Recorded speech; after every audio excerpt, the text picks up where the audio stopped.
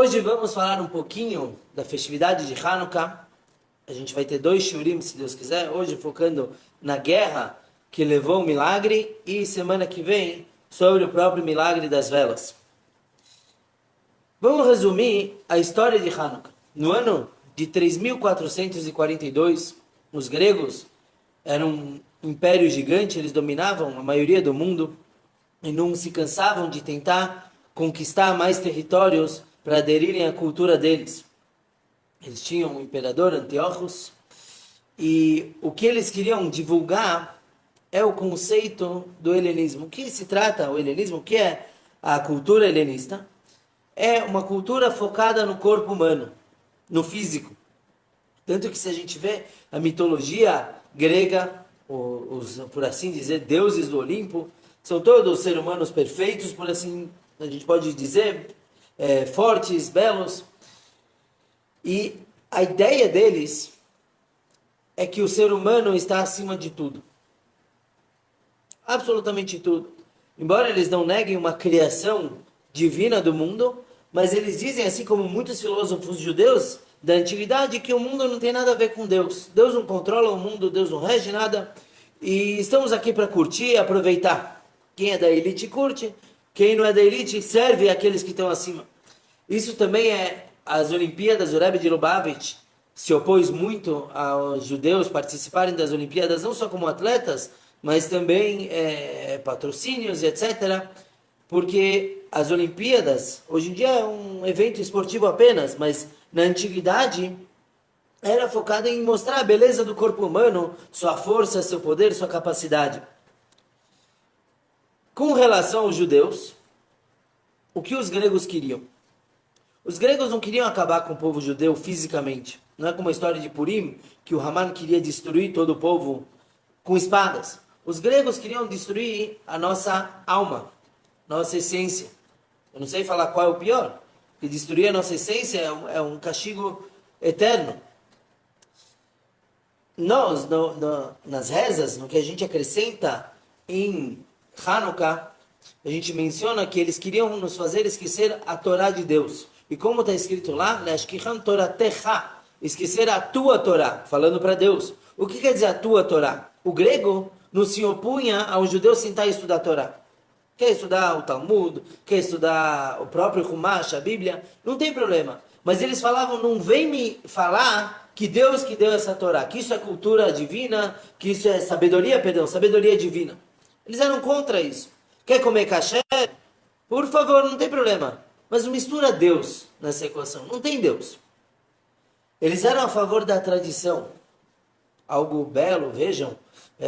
Eles fazerem o costume dos antigos. Comer matzá no Pesach, por exemplo, para lembrar a saída do Egito, não tem problema. Mas nós comemos a matzá no Pesach porque Deus mandou. Esse é o motivo. E eles eram contra tudo isso. Tinham 3 mitzvot que eles proibiram. Lançaram um decreto contra 3 mitzvot.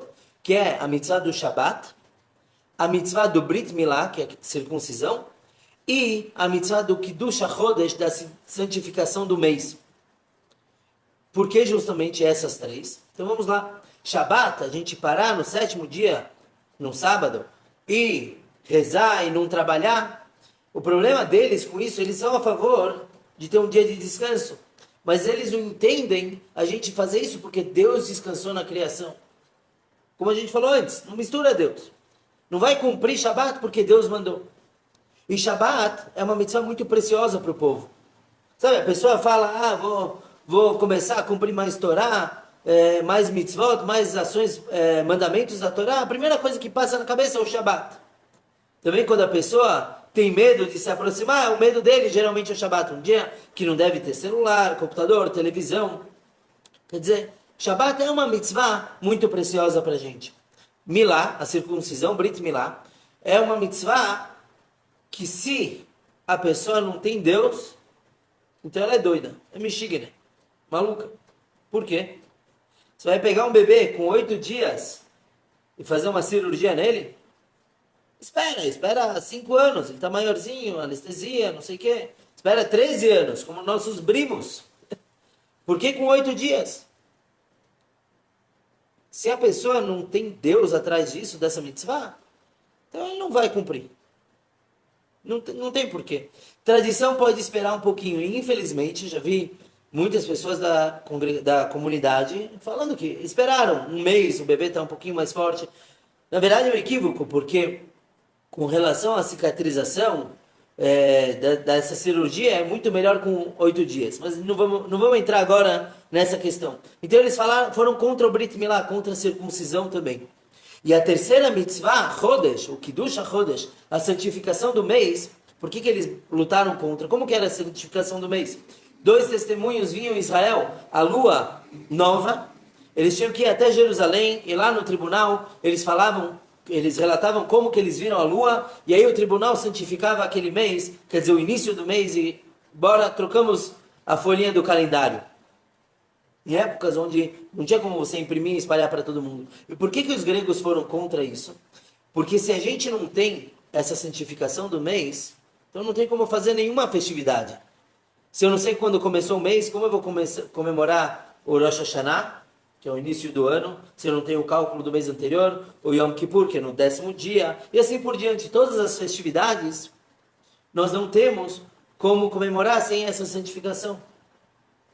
Interessante que a primeira letra de cada uma dessas palavras, das 3 mitzvot, Shabbat, letra Shin, Milá, letra Mem, e Chodesh, letra Het, formam a palavra Sameach. Por isso que a gente fala um para o outro no Hanukkah, Hanukkah Sameach, um feliz Hanukkah.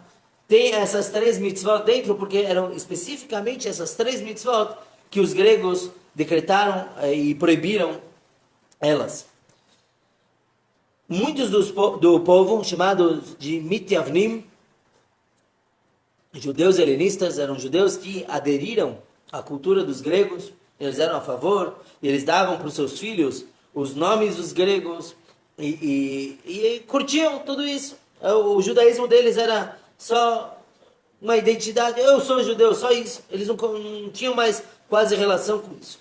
E essa situação começou a aumentar muito no povo. Muita gente apoiando.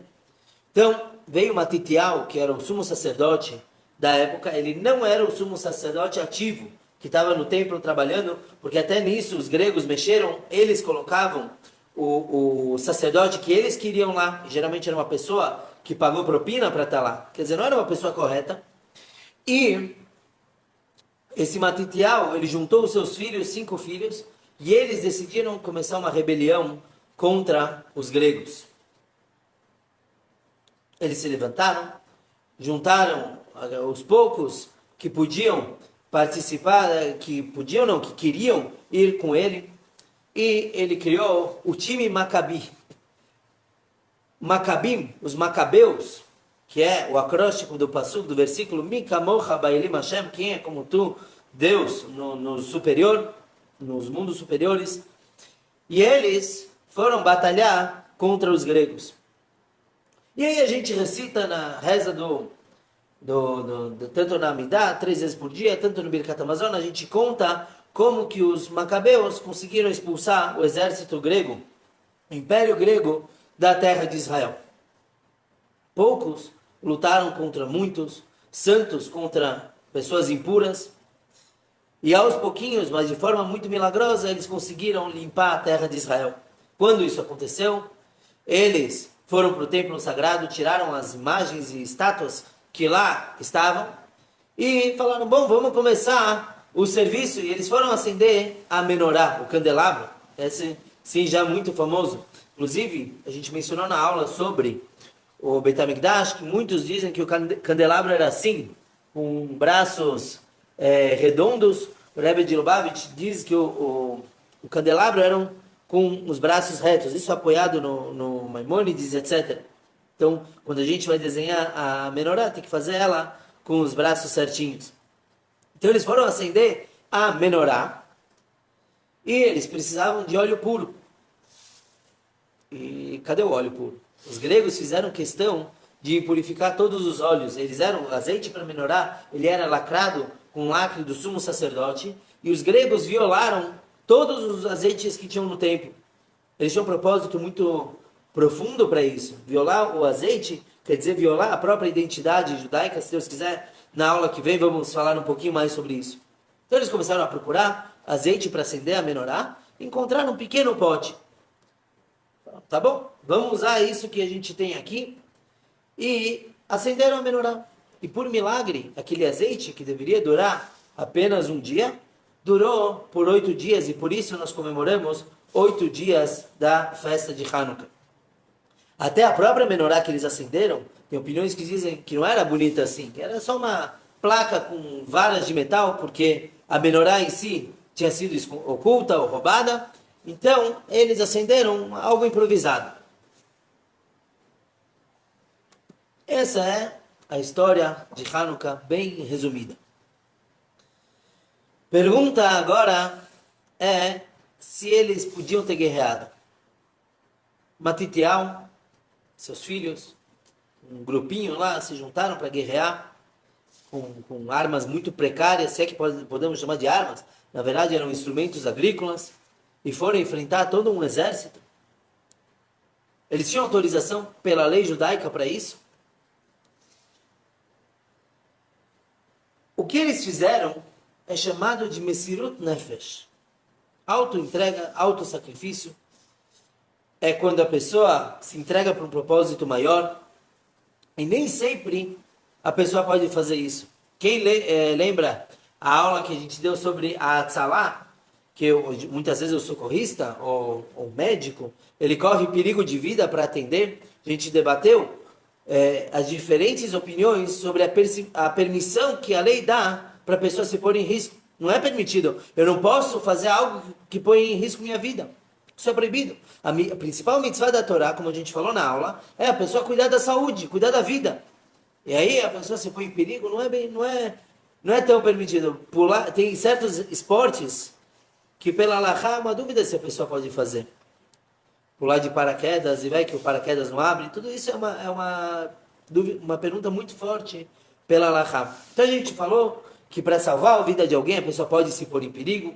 Mencionamos duas opiniões sobre quanto a pessoa pode se pôr em perigo. A primeira delas diz que a pessoa só pode se pôr em perigo para algo que ela já está acostumada a fazer. A gente trouxe o exemplo de um pescador. Se ele vê alguém se afogando no meio do lago, então ele deve pegar o barquinho dele, já que ele sabe usar esse meio, para salvar aquela pessoa. Eu, por exemplo, que mal sei nadar, eu não posso fazer isso, não posso pular para resgatar ninguém, porque é muito perigo de vida para mim. Essa é a primeira opinião. A segunda opinião fala que até 50%. Se tem 50% de chance da pessoa morrer, ainda assim ela deve se pôr em perigo. Porque, como se diz, mitá. Então, se a pessoa tem chance de viver e chance de morrer, ela tem que se pôr em perigo. A lei diz que devemos fazer como a primeira opinião de fazer quanto a pessoa faz para o próprio sustento, própria para dançar. E se ela é uma pessoa mais espiritualizada, ela pode fazer como a segunda opinião. E a Halachá traz também que se a pessoa não está indo salvar uma pessoa ou duas, mas muita gente, ele vai se pôr em perigo para salvar 30 pessoas. Aí sim ela deve fazer de tudo, mesmo correr 100% de risco, ela deve para salvar muita gente. Seria como um exemplo, não sei, um ônibus está descendo uma rua com velocidade, então ele vai e tenta frear o ônibus com o carro dele. Podemos imaginar 1 milhão de cenários. Mas no caso de salvar muita gente, a Halachá permite a pessoa correr um risco muito maior. Se a gente avaliar os macabeus, todo mundo imagina eles, pessoas fortes, com espadas, lanças, que nada. Era um grupo de rabinos barbudos, sem força nenhuma, com algumas inchadas. Quer dizer, eles correram um risco muito sério. Eles não tinham treinamento nenhum de guerra. Não tinham estratégia. Os gregos eram um império todo, com pelotões, com elefantes de guerra. Então, a pergunta que a gente faz é, será que os macabeus realmente agiram certo? O que eles estavam fazendo, na verdade, era um suicídio coletivo. Eles, o Matitiel e seus filhos, estavam cometendo suicídio. Por quê? Porque na hora que 6 ou 12 pessoas vão combater 100 ou 1000 soldados, a gente sabe que a chance deles sobreviverem é muito escassa. Quando que a pessoa pode correr risco de vida, fora para salvar outra pessoa? Em algumas mitzvot. Tem alguns preceitos da Torá que é preferível, ou melhor, é obrigatório que a pessoa se deixe morrer do que fazer aquele pecado. Por exemplo, quer dizer, idolatria. Idolatria. Se um idólatra, ele me força a fazer idolatria, ou ele vai tirar minha vida, eu devo deixar ele tirar minha vida. Relações proibidas. Alguém força outra pessoa a ter relação com uma irmã, por exemplo, que é algo proibido, ele deve se deixar morrer. E a terceira mitzvah é assassinato. Eu não posso matar alguém para não ser morto. Quer dizer, alguém me força, mata ele, senão eu te mato. Eu tenho que me deixar ser morto. A não ser por defesa. Se a pessoa está vindo me matar, eu posso matar ela. Mas não matar uma terceira pessoa. Esses são os 3 casos pelos quais eu devo deixar minha vida de lado. A pergunta é que os macabeus, eles não estavam sendo ameaçados pelos gregos. Pelo contrário, eles podiam se esconder. Eles não estavam sendo forçados a fazer idolatria, nem a matar ninguém, e nem cometer incesto ou uma relação proibida. Então, por que eles foram guerrear? Se a gente abrir o código de lei judaica, em nenhum lugar a gente vai encontrar esse tipo de obrigação. Eu ir para a guerra, eu posso tentar me defender, mas ir para a guerra por um objetivo espiritual, para defender a Torá, não existe isso. Então a pergunta bem Bekitzur, bem resumida é, como que os macabeus foram lutar contra os gregos? Como eles se permitiram isso? Uma resposta é que tinham judeus que sim estavam correndo perigo de vida e eles foram resgatar eles. Por exemplo, certa vez, os gregos estavam procurando os judeus escondidos, eles se escondiam nas cavernas para poder cumprir Torá e Mitzvot, e eles encontraram um Shabat, muita gente, centenas de pessoas dentro de uma caverna. Então eles falaram para essas pessoas, saiam, descumpram o Shabat e a gente vai deixar vocês em paz. O que quer dizer descumprir o Shabat? Arranquem uma folhinha da árvore e vocês já estarão liberados. E ainda assim, essas centenas de pessoas se recusaram. Ninguém saiu da caverna para descumprir o Shabat. Os gregos ameaçaram de novo, até que finalmente eles cobriram a entrada da caverna com madeiras, troncos e atearam fogo. Então, depois de um tempo, todo mundo que estava lá dentro morreu por causa disso. Então, tinham judeus que estavam sendo assassinados por causa da Torá, assassinados por causa da Torá e das mitzvot. Então, os macabeus foram resgatar. Tem uma história muito forte de Hanukkah, de Hannah e seus 7 filhos. Inclusive, o túmulo dela e seus filhos tem um local que é muito visitado em Israel. Qual a história dela? O imperador quis mostrar o seu poder, então ele conseguiu ter nas mãos dele uma mulher judia e 7 filhos. Então ele juntou muita gente e falou, vejam como eu vou fazer essas crianças, esses jovens, cometerem idolatria. Então ele chamou o mais velho, falou, se ajoelha perante a estátua.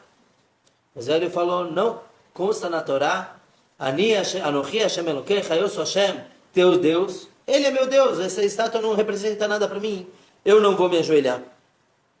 Ele foi imediatamente condenado à morte. Trouxeram o segundo. E o segundo também se recusou, mencionando outro passuco da Torá. Lo yelecha Elokim achirim, vocês não terão outros deuses. Novamente, o imperador mandou matar o segundo, o terceiro, o quarto, o quinto, o sexto filho da mulher. Até que só sobrou o 7º filho dela, uma criança de 3 anos. O imperador estava com a moral dele lá embaixo. Ele não conseguia convencer crianças a se ajoelharem. Imagina, todo mundo estava zombando dele. Então ele chamou a criança e a mãe. Falou para a mãe, por favor, convence teu filho a ajoelhar. Mais ainda, ele falou para o menino, nem se ajoelhe para a estátua. Eu vou deixar cair o meu anel. Você vai só pegar o anel do chão. E aí, você não vai estar se ajoelhando para a estátua. E ao mesmo tempo, todo mundo vai achar que você sim cometeu idolatria. Então ele jogou o anel, esperou a criança pegar o anel. É um menino de 3 anos. Virou para ele, na frente de todo mundo, toda a plateia, falou, seu tolo. Você acha, quem que você quer enganar? Óbvio que a tua idolatria não existe, você não tem poder nenhum. Você é um nada para mim. Uma criança de 3 anos. Então, não tinha jeito para o imperador, ele condenou aquela criança à morte. Antes que matassem o menino, Haná foi se despedir dele. Falou, meu filho, quando você chegar lá em cima, vai para o patriarca Abraham, e fala para ele que dele, Deus esperou um sacrifício, mandou que matasse um filho no altar, e ainda assim não foi morto. Eu sacrifiquei meus 7 filhos por Deus. Então eu sou maior do que o próprio Abraham. Mataram o filho dela, e depois ela pulou, subiu no telhado do palácio lá, e pulou e morreu próxima dos filhos dela. Essas mortes despertaram misericórdia divina, e a partir daí a história começou a mudar, a história de Hanukkah, e a vitória começou a vir a partir daí. Então realmente tinha gente morrendo por causa dos gregos. Então os macabeus tinham o objetivo de salvar vidas judaicas. Mas tem uma segunda resposta. A gente perguntou como que os macabeus foram guerrear sendo tão poucos perante todo o império. E a segunda resposta é muito mais abrangente. Realmente, alguns poucos judeus estavam sendo mortos, mas o foco deles também era a Torá em si. Eles queriam salvar a Torá. Se nós aderíssemos à cultura helenista, acabou. Acabou tudo que a gente tem hoje em dia, todo o judaísmo, toda a essência da Torá ia deixar de existir. Então, pela lei, eles não tinham obrigação nenhuma de salvar, de guerrear. Mas eles fizeram Messirut Nefesh, autossacrifício. Eles se entregaram pela Torá. Quando está escrito que a pessoa deve se deixar morrer do que fazer alguns pecados, isso é por ele mesmo. Os macabeus falaram, a gente não quer que ninguém tenha que morrer por causa disso. Todos devem viver pela Torá. Então eles foram guerrear para propiciar a vida para todos os outros. Então realmente, eles fizeram mais do que a obrigação. Eles foram guerrear. Então Deus também recompensou eles mais do que a obrigação deles. Como? Primeiro que Deus deu vitória para eles. Tudo bem, a gente pode falar que Deus sim tinha que dar, porque eles estavam lutando em nome de Deus. Mas também o milagre de Hanukkah das velas. As velas duraram 8 dias. É um milagre. Mas não era necessário. Os macabeus podiam ter acendido só um dia com aquele óleo puro. Mas ainda, eles podiam ter acendido com óleo impuro também. Porque essa era a situação. Eles não tinham como ir contra. A situação é que está todo mundo impuro da guerra. O óleo está todo impuro. Então pode acender com aquilo. Mas eles se esforçaram. Eles foram um pouquinho mais. Procuraram puro. Guerrearam uma guerra que eles não tinham obrigação. Então Deus também recompensou eles com mais do que a obrigação. E fez o milagre para eles. Vejam só. Quando Mashiach chegar, e que seja muito em breve, as festividades da Torá deixarão de existir. De acordo com algumas opiniões, não teremos mais Rosh Hashanah, não teremos mais o jejum do Yom Kippur. Cadê o pessoal que sofre antes do Pesach para limpar tudo? Não vamos mais ter tudo isso. Somente 2 festividades vão continuar, que é Hanukkah e Purim. As únicas 2 festividades que teremos quando o Mashiach chegar, ou pelo menos, mesmo que tenhamos as outras, essas serão as destacadas. Por quê? Porque essas mostram o quanto nós nos importamos. Que nem uma pessoa, quando ela pega dinheiro emprestado, sem juros, porque é proibido pela Torá. A pessoa toma dinheiro emprestado, ele aplica, ele faz um geld, um dinheiro em cima disso. Aí quando ele vai devolver, o que acontece? Ele devolve o dinheiro, o capital todo que ele pegou emprestado, e ele fica com lucro. A mesma coisa as festividades da Torá. Deus deu muitas mitzvot para a gente. Mas as festividades, todas são obrigação. Eu sou obrigado a fazer o Pesach, o Rosh Hashanah, o Sukkot, Shavuot. Eu tenho que fazer. Hanukkah e Purim, não. Não estão na Torá claramente? Com certeza não. Essas são festividades que nós fizemos por Deus. Que nós fomos e tivemos Messirut Nefesh, auto-sacrifício. Em Hanukkah, através dos macabeus. Em Purim, através da rainha Esther. Que ela pôs sua vida em risco para salvar todo o povo, e todo o povo se recusou a negar sua identidade judaica para salvar a própria pele, tudo isso é mais do que Deus pediu.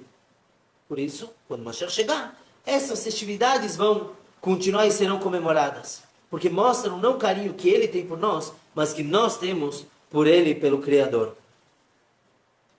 Para terminar, uma pergunta. Tudo bem, os macabeus foram e se entregaram para esse propósito de salvar a judeidade. Rainha Esther se entregou para salvar o povo. De onde vem a força deles? Ele foi a chamar também Zhut Aryeh ben Lea. De onde vem a força, nossa força, de se entregar por um propósito maior? E não por ódio, como acontece em alguns lugares, em outras nações, mas por amor. Se entregar por Deus, porque amamos Deus. Se entregar por uma outra pessoa, porque amamos a todos. De onde vem isso?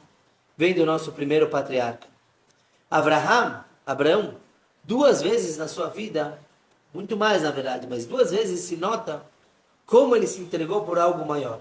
A primeira delas, quando ele era muito pequeno, um jovem, e o pai dele vendia idolatrias, e ele foi e destruiu toda a idolatria do pai dele. Ele correu um sério risco de vida, de morte. Jogaram ele numa fogueira. E ele topou de boa. Ele foi. Porque ele realmente acredita em Deus. Ele se entregou. Depois, ele mostrou como se entregar por outra pessoa.